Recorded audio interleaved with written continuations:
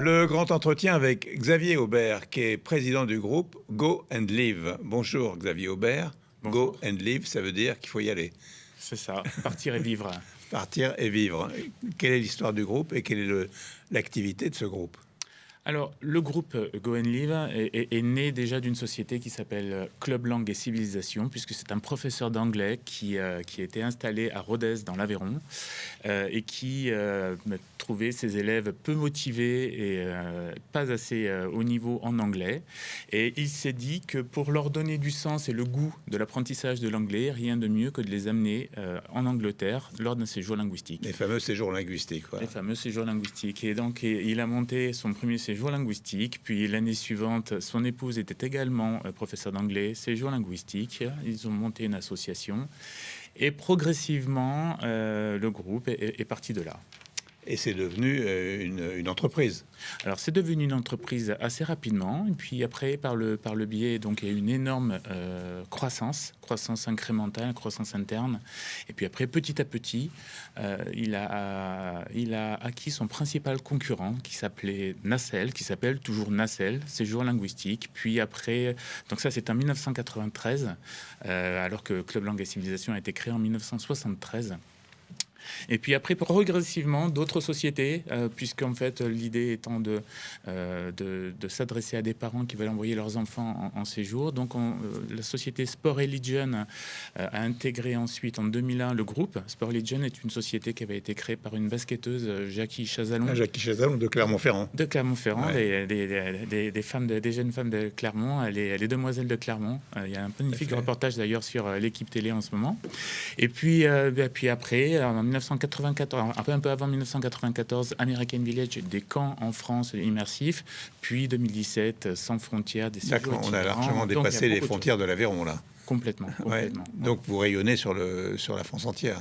Alors, notre clientèle est partout en France, principalement d'ailleurs à Paris et en région parisienne et dans les grosses agglomérations.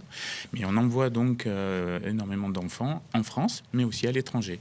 Alors, comment ça marche? Donc, vous proposez des séjours linguistiques à des collégiens, des lycéens en Angleterre? Alors, en fait, nos activités tournent autour de 3 gros pôles. Le premier pôle, ce sont les voyages scolaires, où nos clients sont des établissements scolaires. Et là, on organise pour des classes des visites culturelles ou des séjours culturels, des voyages scolaires dans des villes des pays limitrophes principalement. Ensuite, la deuxième activité, ce sont les séjours linguistiques, où là, ce sont principalement des parents qui, pendant les vacances scolaires, s'adressent à nous pour envoyer leurs enfants. Donc, soit en France, il y en a en France aussi, mais principalement en Grande-Bretagne, au Royaume-Uni, qui est la principale destination. Ouais. Mais aussi Malte, les États-Unis, le Canada et partout dans le monde.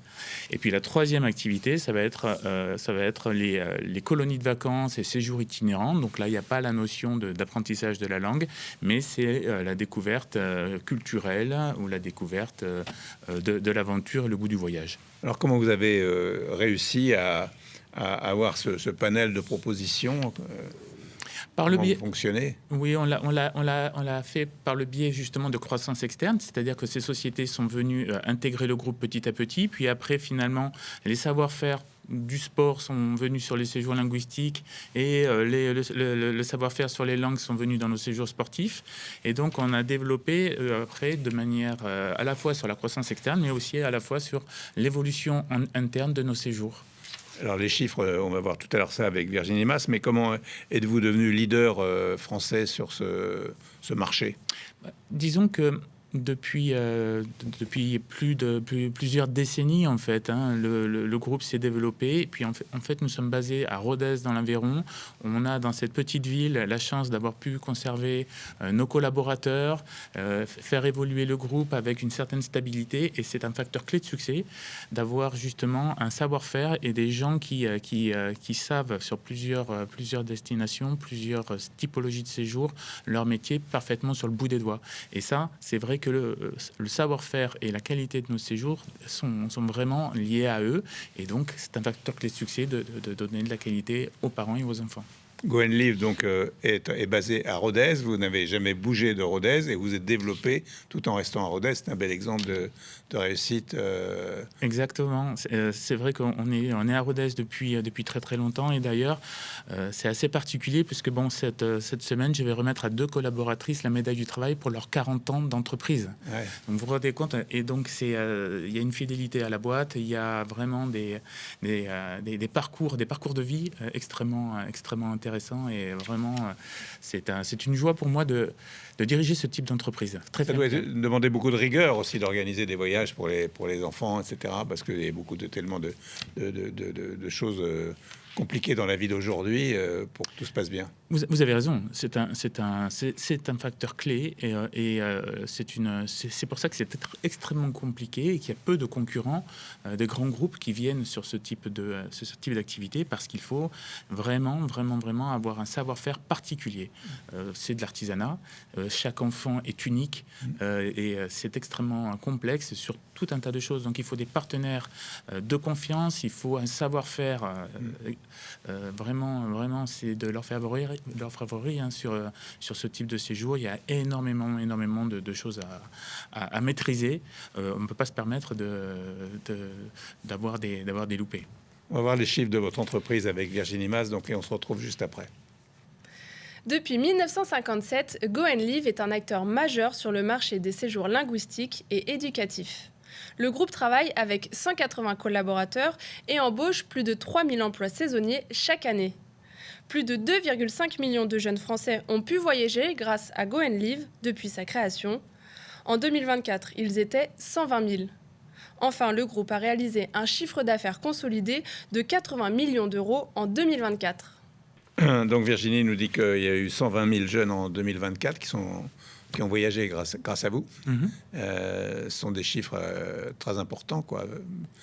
Organiser 120 000 voyages dans une année, dans des lieux différents, avec des enfants, c'est une grosse responsabilité aussi. C'est énormément de responsabilités, mais là encore une fois, nos services sont organisés, que ce soit dans le cadre de voyages scolaires ou de séjours linguistiques, sur nos salariés permanents. Nous sommes 180 collaborateurs permanents, et puis après on recrute. Cette année, on va recruter 3500 emplois saisonniers, accompagnateurs de séjour, coachs sportifs, profs, etc. Et après, on a aussi à l'étranger ou en France un réseau de partenaires de confiance. À quels enjeux répondez-vous ? Aujourd'hui, beaucoup d'enjeux. On est on est qu'à 5 ans après le Covid, puisque c'est il y a 5 ans, et le Covid a vraiment anéanti complètement le secteur du tourisme pour les jeunes, du tourisme de groupe, de l'international. Donc vous avez survécu à ce passage ? On a survécu, ça a été compliqué, mais heureusement on était en France et on a été très aidés. Et ça, c'est quelque chose d'ailleurs qu'il faut souligner. Et progressivement, donc on est tombé de près de 100 millions d'euros de chiffre d'affaires à moins de 10 en un an. Ouais. Voilà, ça a été vraiment l'opération survie. Et là, on remonte progressivement. On remonte progressivement, mais on se rebâtit sur vraiment de nouveaux enjeux, puisqu'en fait le marché a complètement changé. Il y avait pas le Brexit, maintenant il y a le Brexit en plus. Il y a le pouvoir d'achat des Français ou la volonté d'investir sur des séjours qui ont augmenté, puisqu'il y a une inflation aussi du prix des transports. À la destination aussi, c'est beaucoup plus cher qu'auparavant. Donc il y a aussi des méthodologies d'apprentissage, et la technologie arrive. On peut apprendre l'anglais de 1000 façons aujourd'hui, et donc que ce soit avec les applis, avec la télé, avec l'intelligence artificielle, les besoins sur l'apprentissage des langues est en pleine réflexion. Donc on a de nombreux enjeux, et l'écologie aussi, puisque le choix des transports intervient de plus en plus dans le mode de réflexion des parents et des enfants. Donc voilà, on a beaucoup de travail à faire, de reconstruction de manière complètement différente. Il ne faut absolument pas qu'on reste sur le passé. Vous avez plusieurs certifications, ce qui est une forme de reconnaissance aussi. Oui, on est labellisé UNOCEL, qui est l'organisme qui fédère l'ensemble des opérateurs de séjours linguistiques et de voyages scolaires. On est également certifié AFNOR qualité, NF Service, pour nos marques de séjours linguistiques. Et là, on est dans une démarche RSE avec l'AFNOR également. Comment voyez-vous l'évolution de votre entreprise à court et moyen terme ? beaucoup d'évolutions, l'innovation au centre, avec des adaptations, de l'hybridation aussi de nos séjours, avec des programmes de cours en France, en distanciel, avec des applications ou des professeurs, et le séjour. C'est-à-dire que je vois une évolution beaucoup plus hybride sur des programmes et sur du rapport qualité-prix et du retour sur investissement, de l'investissement pour les parents. Merci beaucoup. Merci beaucoup.